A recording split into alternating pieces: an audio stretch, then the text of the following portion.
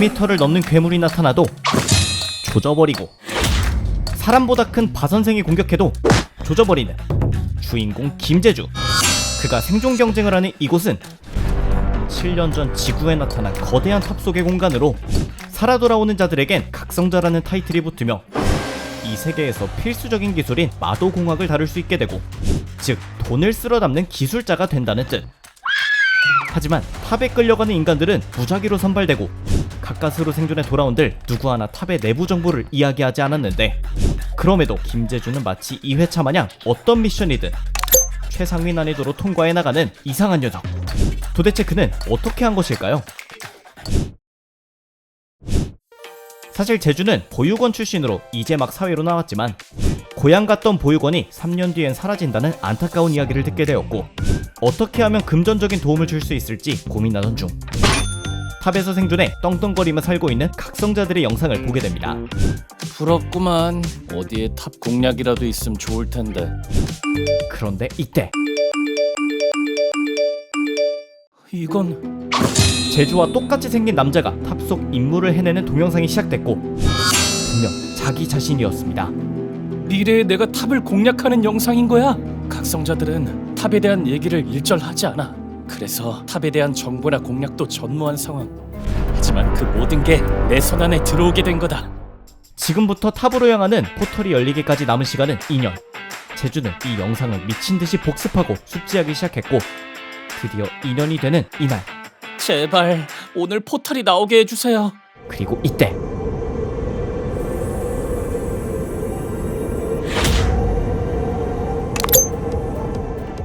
재주는 난이도 상을 선택하고 탑 속으로 출발합니다.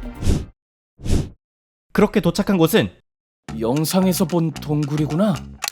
시작과 동시에 탑 속 그의 행적을 실시간으로 볼 수 있는 스트리밍이 켜지는데, 시청자들은 현재 탑 속에 있는 다른 각성자들로 1층의 실현이 시작되기 전 그들에게 최대한 많은 후원을 이끌어내야 하는 상황. 그리고 이때 오셨습니까, 행님? 깍듯한 재주의 모습에 후원에 팔로잉까지 터지고, 그렇게 57분이 흘렀을 때 재주는 꽤 많은 주목을 받았는데, 드디어 1시간이 흘렀을 때 등장한 적은 포포이라는 귀요미 3마리. 하지만 시청자들의 반응은 이 귀요미들이 얼마나 살인적인지 알고 있었고, 재주는 침착하게 2년간 공부한 그들의 특징을 기억해내기 시작합니다. 그리고 시작되는 재주의 기행은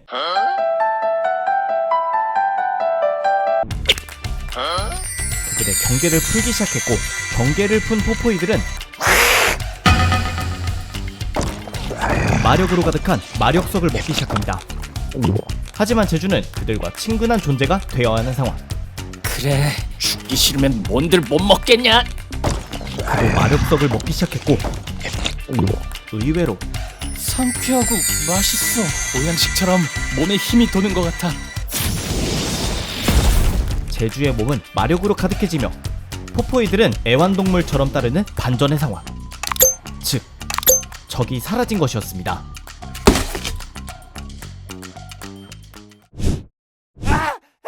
가까스로 정신을 차린 재주는 127명이라고? 뉴비치고 엄청난 시청자 수를 갖게 되는데, 의심을 살 수 있었기에 둘러대기 시작합니다. 싸우면 제가 죽을 것 같아서 친해지기로 했어요. 그렇게 1층에서 보상을 얻고 탑 세계관에선 이례적으로 포포이들과 함께 다음 스테이지로 향하는데, 그렇게 도착한 2층엔 탑이 있었습니다. 나름 최상위 난이도였기 때문에 제주도 강한 괴물들이 등장할 것을 예상하고 있었는데, 이상하게도 포탈이 너무 큰데? 2층에선 절대 나올 수 없는 수준의 괴물이 터틀 드래곤? 등장합니다. 혹시나 했는데 역시나구나. 내가 지금 가진 코인은 292개. 이럴 경우 제주가 할 수 있는 것은 죽어라 싸우는 것뿐. 터틀 드래곤과 싸우는 법은 달달 외우고 있던 제주는 놈에게 상처를 내기 시작했고, 이때 놈은 회복 태세에 들어갑니다. 터틀 드래곤이 잡기 까다로운 이유는 바로 저 패턴 때문이다. 단단한 껍질 속으로 들어가 상처를 치유하기 때문에 손가락 빨며 구경만 해야 하는 경우가 많다. 그리고 바로 이때가 제주가 기다리던 순간이었고, 녀석의 등딱지에서 가시 하나를 부순 그는 터틀 드래곤의 가시는 마력이 있어야 폭발한다. 마력석을 먹고 생긴 마력을 가시에 흘려넣는다. 그리고 이걸 이용해 역으로 가시를 등에 박아버립니다.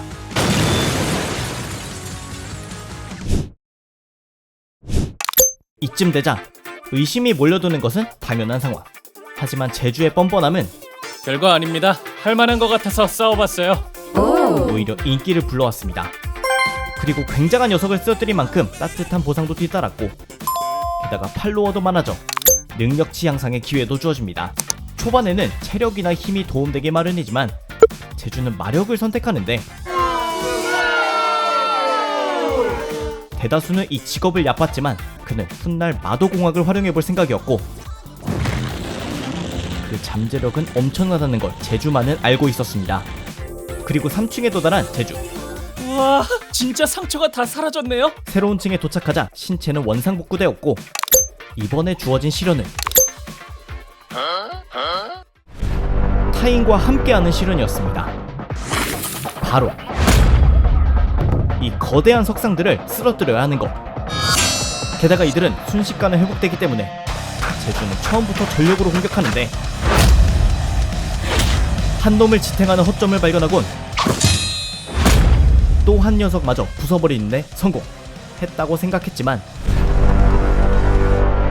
다시 깨어난 녀석들은 완전히 부수는 수준으로 파괴해야 했고, 그렇게 한 놈 빨리 끝내야 해. 완전히 끝내버립니다. 한편 제주 버스를 타버린 녀석은 잠시 얘기 좀 나눌 수 있을까요? 죄송한데 나중에 하죠. 제주는 4층으로 가기 전 신전에 도착하는데, 책자 속엔 한 제국의 이야기가 공포스럽게 적혀 있었습니다. 뭐 지금은 모르는 게 당연하겠지만 이건 5층에 대한 힌트야. 제주는 당연히 이 시련이 무엇인지 알고 있었지만 다시 모르는 척 보상을 수령했고, 바로 이때 포포이들의 상태가 이상했고, 애들 상태가 안 좋아서 빠르게 진행하겠습니다. 그렇게 도착한 4층엔 총 100개의 수정이 준비되어 있는 상황. 하지만 제주는 이미 바깥에서 이 지독한 시련의 해결법을 준비했었고, 4층은 수정 속 글자를 이용해 규칙을 찾아 색을 맞춰야 한다. 무려 6시간이나 주어진 시간 중 단 11분 만에 마지막이다. 5층으로 진입하는 통로가 열립니다. 그리고 이번에도 주어지는 5,000 코인. 그럼 바로 5층으로 갈게요. 그리고 이전과는 다른 5층은 지금부터 시청자들의 이동이 불가능합니다. 아스트로드 3개의 시간으로 일주일이 주어집니다. 현실의 시간은 영향을 받지 않습니다. 제주가 한 왕국의 누군가에게 빙의되어 시련을 통과하는 것인데, 그 방법은 정해진 결말에 도달하거나 다른 사용자를 죽이십시오.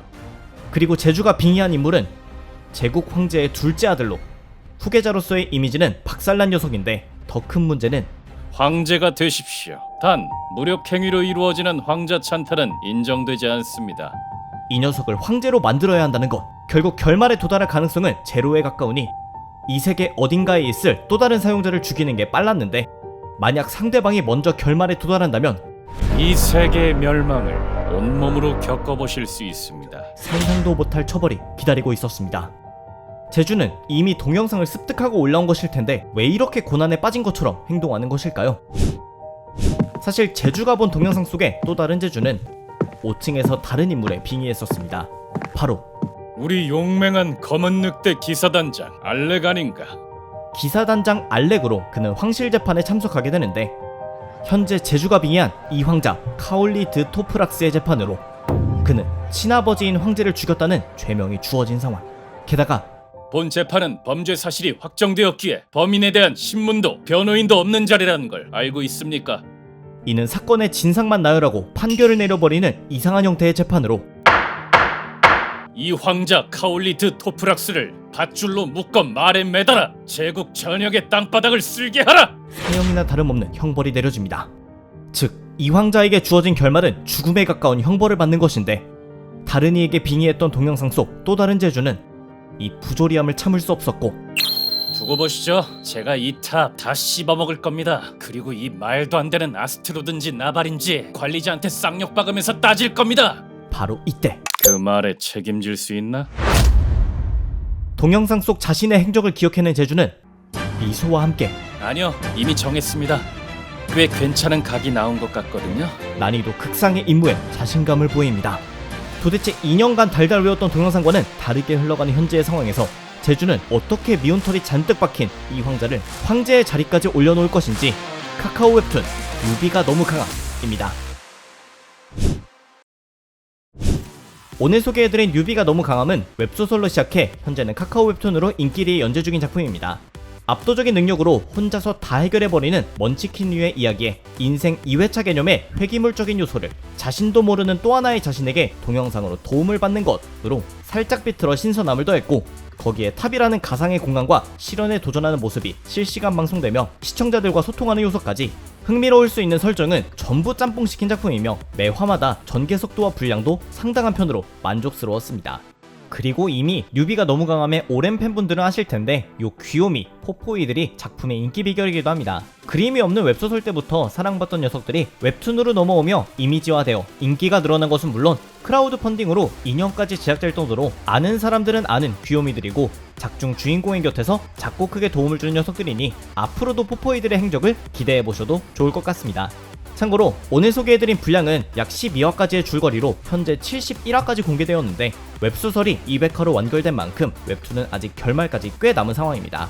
동영상을 보시고 설정이나 줄거리에 흥미를 느끼셨다면 지금 카카오 페이지 혹은 카카오 웹툰에서 만나보시기 바라며 오늘의 영상은 여기까지였습니다. 재밌게 보셨다면 추천과 댓글 그리고 구독도 부탁드립니다. 감사합니다. 지금까지 삐맨이었습니다. 당신은 지금 치킨이 땡긴다. 당치땡의 신메뉴 쓰촨 마라봄을 소개합니다. 중국 전통 마라를 그대로 담아낸 찐 마라치킨, 분모자 튀김도 최대 24개까지 추가 가능하다는데 딱 100일간만 만나볼 수 있는 시즌 한정 메뉴니까 지금 당치땡으로 만나보시기 바랍니다.